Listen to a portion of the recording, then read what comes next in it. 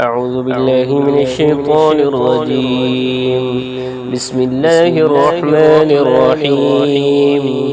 والسماء والطارق وما أدراك ما الطارق النجم الثاقب إن كل نفس لما عليها حافظ فلينظر الإنسان مما خلق من ماء دافق يخرج من بين الصلب والترائب